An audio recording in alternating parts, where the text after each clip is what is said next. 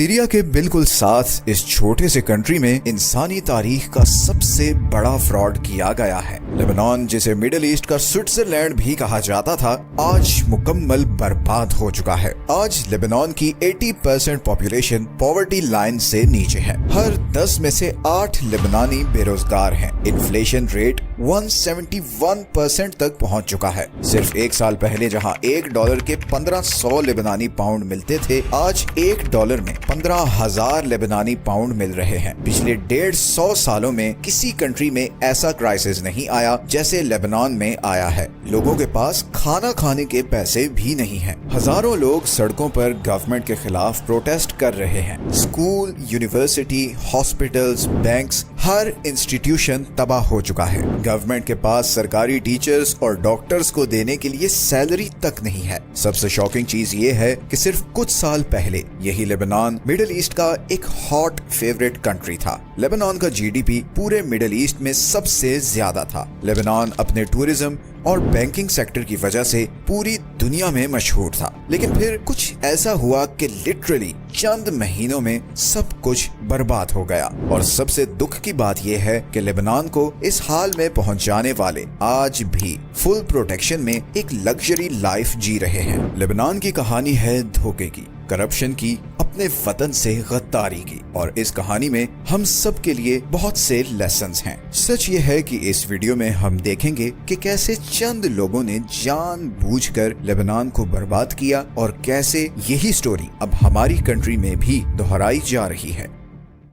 ये कहानी शुरू होती है 1975 में, जब लेबनान में एक बहुत जबरदस्त सिविल वॉर शुरू हो गई। ये सिविल वॉर मुख्तलिफ रिलीजियस और पॉलिटिकल ग्रुप्स के दरमियान थी और हर ग्रुप को फॉरेन कंट्रीज सपोर्ट कर रही थी। किसी ग्रुप को ईरान, किसी ग्रुप को सीरिया और किसी ग्रुप को इजराइल सपोर्ट कर रहा था। 15 साल जारी रहने वाली इस वॉर में 1.5 लाख लोग मारे गए और 10 लाख से ज्यादा लोगों को लेबनान छोड़कर जाना पड़ा। आखिरकार 1999 में सब ग्रुप्स मिलकर बैठे और एक एग्रीमेंट किया जिसका नाम था ताइफ एग्रीमेंट। इस एग्रीमेंट के मुताबिक लेबनान में अमन लाने के लिए हर ग्रुप के लोगों को लेबनान की गवर्नमेंट में हिस्सा दिया गया। किसी को हेल्थ मिनिस्ट्री दी गई, किसी ग्रुप को एनर्जी सेक्टर, किसी को फाइनेंस मिनिस्ट्री और किसी को लॉ एंड ऑर्डर की मिनिस्ट्री दी गई। तो बेसिकली वही लोग जो पिछले 15 साल से लेबनान में खून बहा रहे थे, उन्हीं के हाथ में सारी पावर और कंट्रोल दे दिया गया। लेकिन क्योंकि एक लंबी सिविल वॉर के बाद पहली बार एक स्टेबल गवर्नमेंट बनी थी,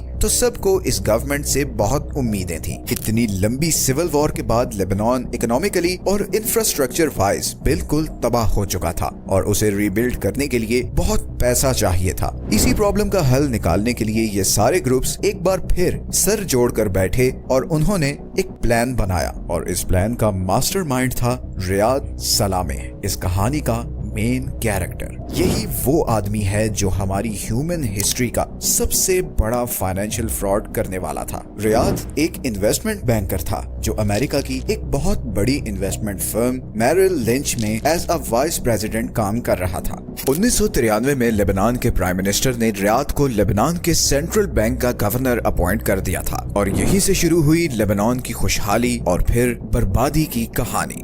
रियाद को लाने का सिर्फ एक मकसद था कि वो लेबनानी गवर्नमेंट के लिए ढेर सारा पैसा अरेंज करे और उसका एक ही तरीका था और वो था फॉरेन लोन्स। अब रियाद क्योंकि बैंकर था तो उसे IMF, वर्ल्ड बैंक और इस जैसे दूसरे फाइनेंशियल इंस्टीट्यूशन से लोन्स लेने का बहुत एक्सपीरियंस था। वो जानता था कि इन इंस्टीट्यूशन से लोन लेने के लिए आपको अपने कंट्री की फाइनेंशियल सिचुएशन को बड़ा स्टेबल दिखाना होता है और ये इमेज क्रिएट करने के दो सबसे बेस्ट तरीके हैं। एक है आर्टिफिशियल करेंसी वैल्यूएशन और दूसरा है high return on investment. Riyadh ने सबसे पहले लेबनानी पाउंड का रेट $1 के बदले 1500 लेबनानी पाउंड पर फिक्स कर दिया। मतलब जो मर्जी हो जाए, लेबनीज गवर्नमेंट $1 के बदले आपको 1500 लेबनानी पाउंड ही देगी। एक स्टेबल करेंसी बड़ी अट्रैक्टिव चीज होती है बिकॉज उसका मतलब होता है कि ये कंट्री बड़ा स्टेबल है, कुछ भी हो जाए यहाँ पड़े हुए पैसे की वैल्यू डाउन नहीं होगी। इसी चीज ने IMF और दूसरे इंस्टीट्यूशंस को कन्विंस किया और उन्होंने मिलियंस ऑफ डॉलर्स के लोन और एड लेबनान को देने शुरू कर दी।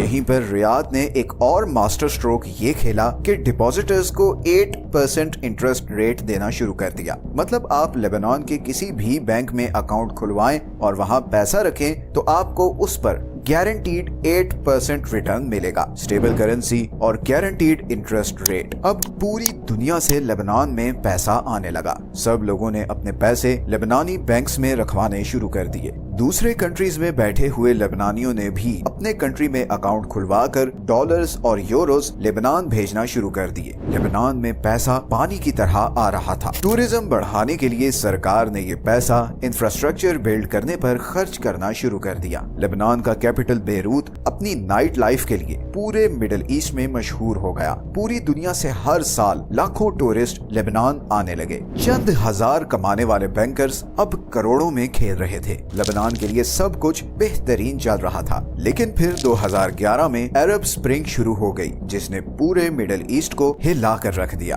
अब लेबनान को मिलने वाली एड इस स्प्रिंग से मुतासिर होने वाले कंट्रीज को जाने लगी। लेबनान को मिलने वाली एड का शेयर अब सीरिया, अल्जीरिया, यमन और लीबिया को जाने लगा। सिर्फ यही नहीं, बल्कि इसी अरब स्प्रिंग के साथ सीरिया में एक जबरदस्त सिविल वॉर भी शुरू हो गई और 15 लाख सीरियंस रेफ्यूजीज बनकर लेबनान में आ गए। लेबनान की इकोनॉमी पर एक बहुत बड़ा बोझ आ गया था। रियाद सलामेह की बनाई हुई फाइनेंशियल स्कीम अंडर थ्रेट थी, क्योंकि अब फॉरेन इन्वेस्टर्स लेबनान में पैसा भेजते हुए डर रहे थे और इसका तोड़ करने के लिए रियाद ने जो किया वो पूरी बैंकिंग हिस्ट्री में कभी नहीं हुआ था। रियाद ने एक पॉलिसी अनाउंस की कि गवर्नमेंट ट्रेजरीज खरीदने वाले लोकल बैंक्स को 40% और उन बैंक्स में पैसा रखने वाले लोगों को 15% रिटर्न मिलेगा। गवर्नमेंट ट्रेजरीज को ऐसे समझें जैसे आपने गवर्नमेंट को लोन दिया है और उस लोन पर गवर्नमेंट आपको साल का 15% रिटर्न देगी। This was unbelievable. इतना इंटरेस्ट रेट पूरी दुनिया में कहीं नहीं होता।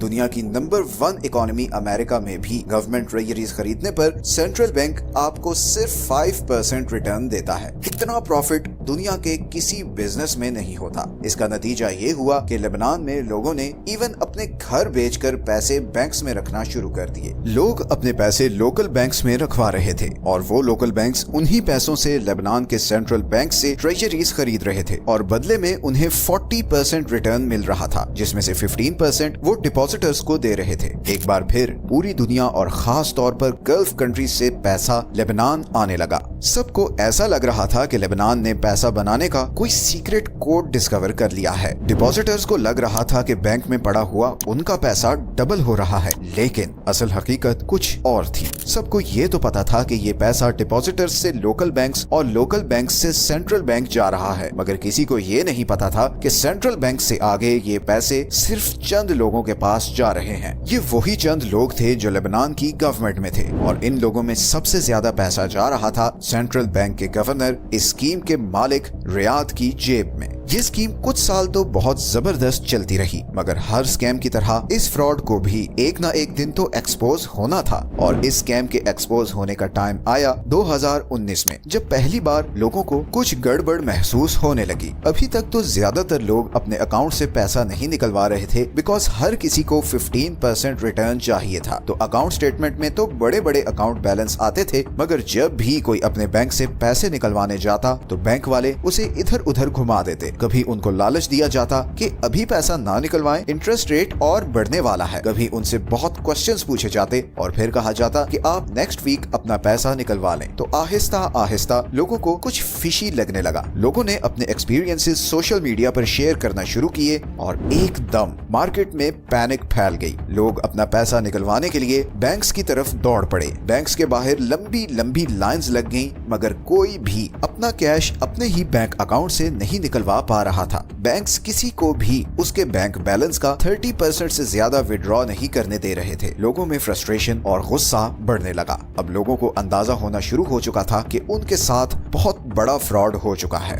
गवर्नमेंट के भी अब हाथ पैर फूल चुके थे। इसी परेशानी में गवर्नमेंट ने अक्टूबर 2019 में लेबनान में सबसे ज्यादा यूज की जाने वाली सोशल मीडिया ऐप व्हाट्सएप पर टैक्स लगा दिया और इसके बाद तो जैसे लोगों की पेशेंस की आखिरी लाइन क्रॉस हो गई। हर तरफ प्रोटेस्ट शुरू हो गए। लोगों के पास बैंक अकाउंट्स में करोड़ों पड़े थे, मगर उनकी जेब में फूटी कौड़ी तक नहीं थी। लोग बैंक्स के दरवाजे तोड़कर अंदर घुस गए, मगर वहाँ तो पैसा था ही नहीं। वो तो बहुत पहले ही ये सारा फ्रॉड करने वाले लेबनान से बाहर ले जा चुके थे। सिर्फ एक महीने में लेबनान की इकोनॉमी टोटल कोलैप्स कर गई। लेबनीज करेंसी 6000% गिर गई। जहां $1 के 1500 लेबनीज पाउंड मिलते थे, अब वहां $1 के 1 लाख लेबनीज पाउंड मिल रहे थे। सब फॉरेन इन्वेस्टर्स चंद हफ्तों में लेबनान से भाग गए और हाल ये हो गया कि लेबनान की सरकार के पास किसी भी गवर्नमेंट सर्वेंट को सैलरी देने के लिए भी कोई पैसा नहीं था। करेंसी डिवैल्यू होने की वजह से सब चीजों की प्राइसेस 1000% तक बढ़ गई।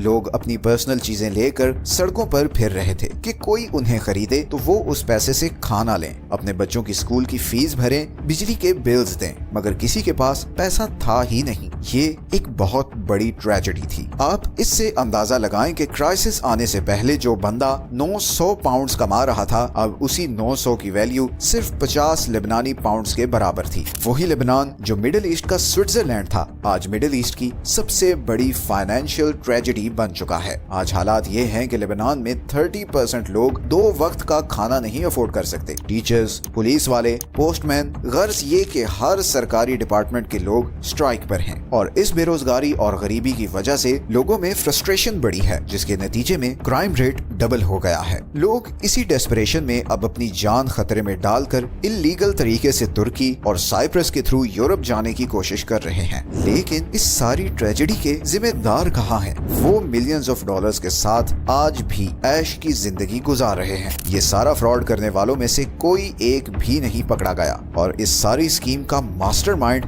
रियाद सलामे आज भी फुल प्रोटोकॉल और गार्ड्स के साथ लेबनान में ही रह रहा है। 2021 में लीक होने वाले डॉक्यूमेंट्स के मुताबिक रियाद ने इस सारे स्कैम से $300 मिलियन कमाए हैं, जिनमें से ज्यादातर पैसा ऑफशोर बैंक अकाउंट्स में रखा गया है। अमीर कभी नहीं पकड़ा जाता। कानून की इस चक्की में गरीब और कमजोर को ही पिसना पड़ता है। लेबनान के साथ उसके अपनों ने, उसके पॉलिटिशियंस, उसके ब्यूरोक्रेट्स, उसके रिलीजियस लीडर्स, इन सब ने जो किया है वो अनबिलीवेबल है। लेकिन कहीं ना कहीं ऐसा लगता है कि हमारे कंट्री में भी ऐसी ही कोई कहानी ना दोहराई जा रही हो, जब कानून के रखवाले ही कानून की धज्जियां उड़ाने लगे, जब सड़क पर फल बेचने वाले रेडी वाले से लेकर अरबों की बिल्डिंग में बैठे हुए बिजनेसमैन तक हर कोई करप्शन के कीचड़ में गिरा हुआ हो, तो बेहतरी की उम्मीद लगाना बेवकूफी होती है। हमारे बड़ों और हमारे सारे एजुकेशनल इंस्टीट्यूशंस को सिर्फ और सिर्फ एक काम करना है, और वो है